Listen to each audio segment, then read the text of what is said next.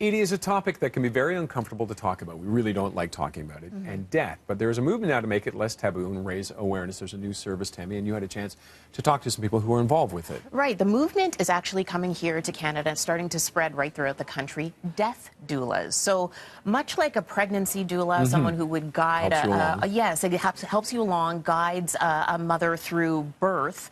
This is someone who will guide someone who's at the end of their life through death and also help support the family. So one major thing that they will do is sit vigil by the bed of someone who is dying, who has that diagnosis.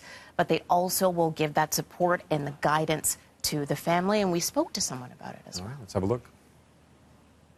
The death planning, the who, what, when, where, why, smells, sights, tastes, and sounds of when somebody is actively dying, helping prepare that for them so that they can have the death that they wish for.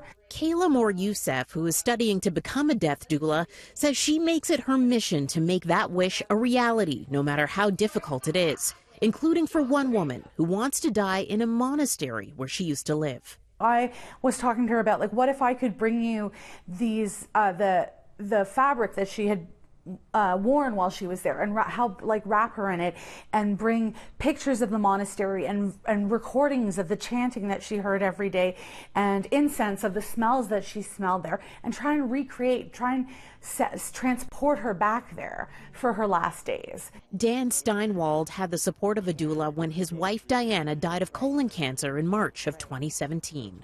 Oh, I miss Diana. I miss her badly. Dan describes his wife as a courageous woman, a yoga master, who wanted to pass away peacefully at home, surrounded by loved ones. He says their doula, Mara Lee, was instrumental in making that somber gathering come together. How do you invite your family and friends?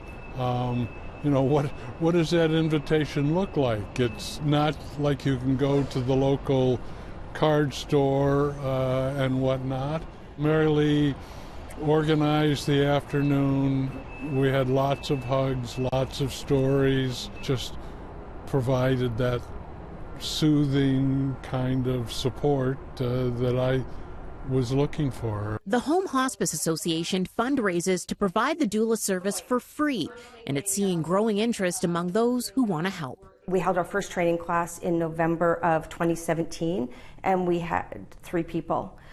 We have a class running November 2019, and there's 30 people. So that just goes to show how much more we're starting to learn about it, how many more people want to do this work, and that, I think, will only then allow more and more people to access the care.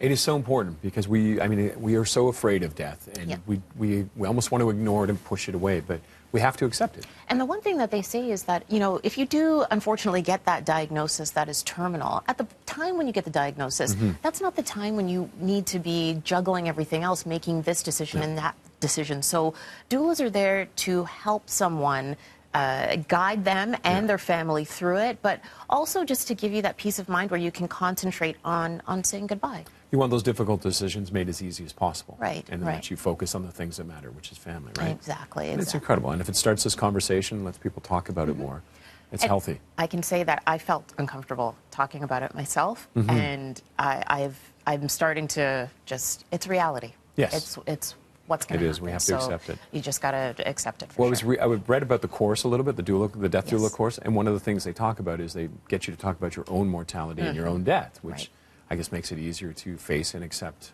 what's happening. Right, and the Home Hospice Association, what they're doing to get people to feel a little bit more comfortable about talking about this, they have set up death cafes, and we're going to explain exactly what a death cafe is coming up on City News at 5 and 6. Okay, I look forward to it, Tammie. Thank you very much. And head to our website to find out as well how you can donate to the association or get more info on how to become a death doula. And as we mentioned, you'll be talking about the death cafes coming up at 5.